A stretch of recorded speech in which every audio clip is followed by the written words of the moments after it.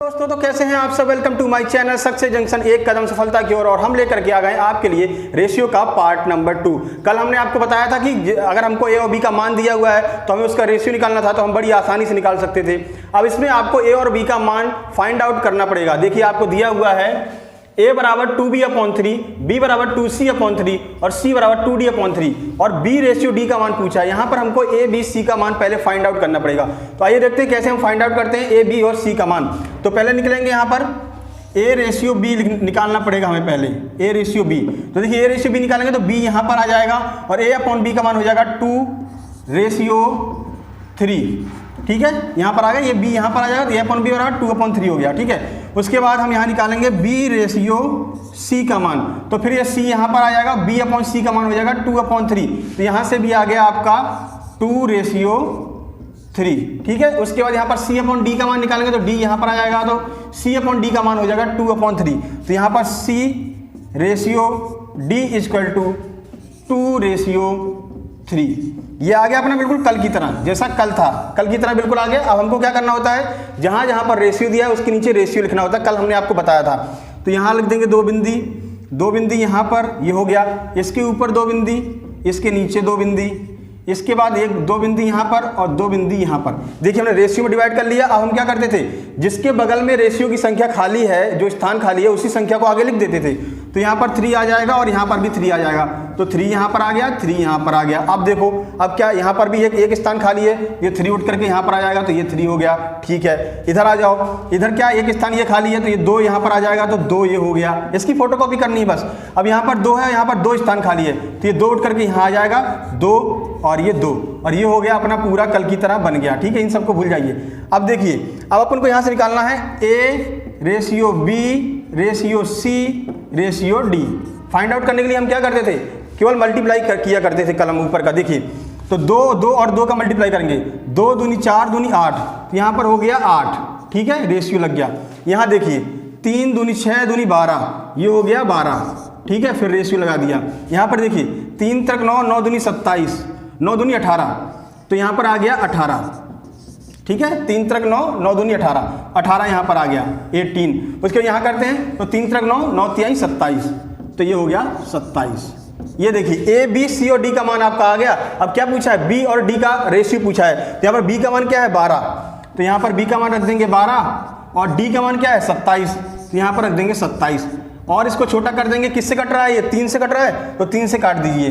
3 चौक 12 और 3 नंबे 27, तो यहाँ पर इसका आंसर आ जाएगा 4/9। और छोटा करने के लिए हमने यहाँ पर 3 का डिवाइड दिया, 3 चौक 12 और 3 नंबे 27, तो 4/9 इसका आंसर आ गया। तो ये था एक सवाल। इसके बाद आइए चलते हैं हम अगले सवाल की ओर। तो यहाँ पर आपको भाषा वाला एक सवाल दिया हुआ है। देखिए, इसमें बताया 3 संख्याएं a b c के बारे में। a b का 1/3 है, b c का 2/5 है और a + b + c तीनों का जोड़ है वो 46 है। तो c - a का आपसे मान पूछा गया है। तो आइए आपको बताते हैं। देखिए, a बराबर b/3 मान लीजिए, b बराबर c गुणा 2/5, यहाँ पर दिया हुआ है b c का 2/5 है, तो हमने ऐसे लिख लिया। अब हम a और b का मान फाइंड आउट करेंगे। तो देखिए, जैसे अभी किया था, तो a/b = 1/3 हो गया, b/c = 2/5 हो गया। कैसे हो गया आपको पता चला, ये c यहाँ पर आ गया, ये b यहाँ पर आ गया, तो ये आपको मान फाइंड आउट हो गया। अब देखिए, इसको अपने हिसाब से चेंज करेंगे। तो देखिए, a रेशियो b = 1/3 हो गया। ठीक है, इसको रेशियो में बदल दिया। देखिए, बटा का मतलब ही होता है रेशियो। ठीक है, भाग का मतलब होता है रेशियो में। ठीक है, उसके बाद b रेशियो c, इसको चेंज कर लिए, 2/5 है तो b के नीचे लिखेंगे 2/5, ये हमने लिख लिया। देखिए, ठीक है, इसका मान लिख दिया। अब वही अपना जो सीधे सीधे जैसे आपको अपन करते हैं, बिंदी के ऊपर बिंदी लगा देंगे, ये लगा दिया और ये लगा दिया। अब यहाँ से अपन a ratio b ratio c का मान फाइंड आउट कर लेंगे। देखिए क्या करना होता है हमें, ये जो 3 के बगल में स्थान खाली है वहाँ पर यही चीज़ लिख दीजिए, तो 3 लिख दिया हमने। 2 के बगल में एक स्थान खाली है तो यही चीज़ लिख देना है, तो 2 लिख दिया हमने। अब क्या करेंगे, गुणा करके abc का मान फाइंड आउट कर लेंगे। तो 2 × 2, ठीक है, 3 दूनी 6 और 5 तिहाई 15, ये आ गया। ठीक है, abc का मान आ गया।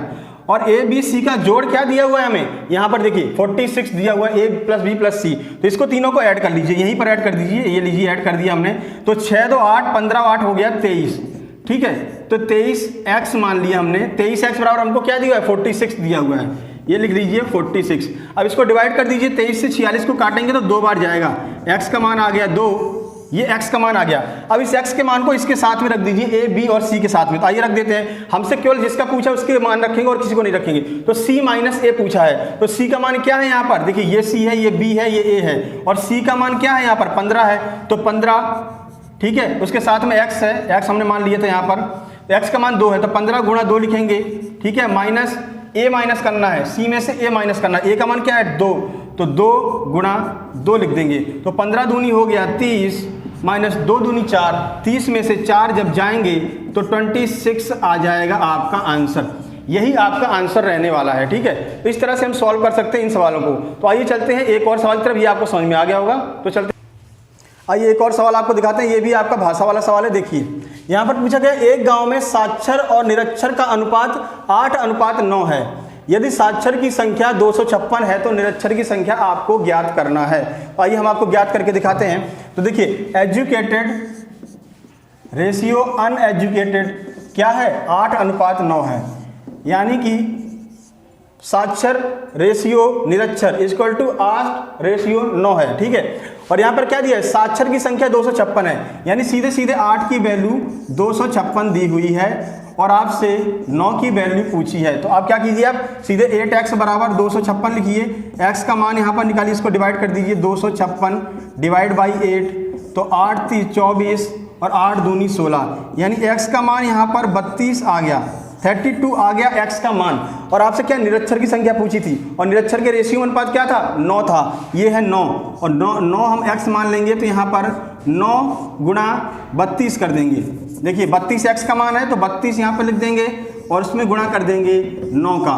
तो ये देखिए 9 का गुणा किया, 9 दूनी 18 की 8 हाथ लगी, एक 9 3 27 और एक 28, तो 288 ये संख्या हो गई आपकी निरक्षर लोगों की। और जो आपका 32 आया था, मतलब 256 जो संख्या थी, ये 256 साक्षर लोगों की थी और निरक्षर लोगों की संख्या हो गई 288। तो इस तरह से आपको पता चल गया कि साक्षर का संख्या क्या थी और निरक्षर की संख्या क्या थी। तो आइए चलते हैं, एक और सवाल आपको कराते हैं, उसके बाद हम चलेंगे आपको अगले सवाल की तरफ, अगले पार्ट में हम कराएंगे।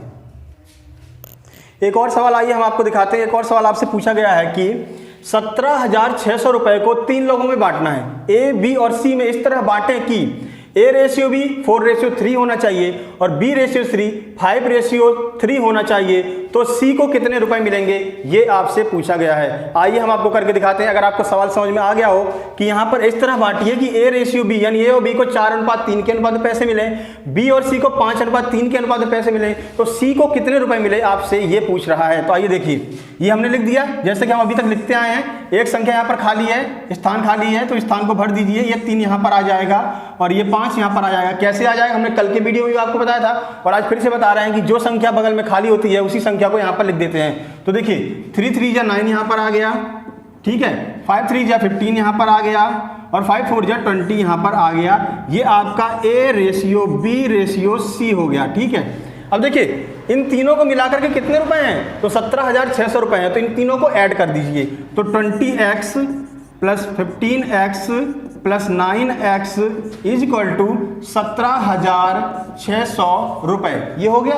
इन तीनों को जोड़ दीजिए, तो यहाँ पर अगर आप जोड़ेंगे तो 20 15 35 35 और 44, तो 44x इज इक्वल टू 17600। यहाँ पर x का मान निकाल लेते हैं हम, तो x का मान निकालेंगे तो क्या होगा, ये 44 यहाँ पर पहुँच जाएगा, तो यहाँ से हटा करके यहाँ लिख दीजिए 44, ठीक है। अब ये देखिए किससे ये कट रहा है, तो 11 से काट देते हैं, 11 4 44, 11 1 11, 11 6 66, ऊपर 1600 आ गया, नीचे 4 आ गया, तो 4 से एक बार और काट दीजिए। तो 4 से हमने काटा तो कितना आ गया, यहाँ पर 4 बार जाएगा और x का मान आ गया 400 रुपए। 400 रुपए x का मान आ गया। हमसे किसका मान पूछा था, c का मान पूछा था, और c की वैल्यू क्या है, यहाँ पर c की वैल्यू है 9, तो 9 गुणा 400 जब हम करेंगे तो ये आपके सामने आंसर आ जाएगा 3600 रुपए। ये आ गया आंसर, यानी सी को 3600 रुपए मिलेंगे। इसी तरह आप किसी का भी मान निकाल सकते हैं। इस एक्स का मान अगर 20 में रख देंगे तो ए का मान निकल आएगा, 15 में रख देंगे तो बी का मान निकल आएगा। किसी का भी अगर आपसे पूछता है तो उसका आप आंसर यहाँ पर बता सकते हैं। तो कैसी लगी ये ट्रिक, देखिए हमने आपको पूरा सॉल्व करके समझाया है, इसलिए आपको ज़्यादा टाइम यहाँ पर लग रहा है करने में। जब आप एग्जाम हॉल में करने बैठेंगे तो तुरंत चुटकियों में उड़ाएंगे इन सवालों को। तो ऐसी बहुत सी ट्रिक और टेक्निक्स हमारे चैनल में दी हुई है, एक बार आप डिस्क्रिप्शन बॉक्स जरूर चेक कर लीजिएगा, सारी की सारी वीडियो आपको डिस्क्रिप्शन बॉक्स में मिल जाएगी। तो जल्दी ही मिलते हैं अगली वीडियो में, तब तक के लिए नमस्कार।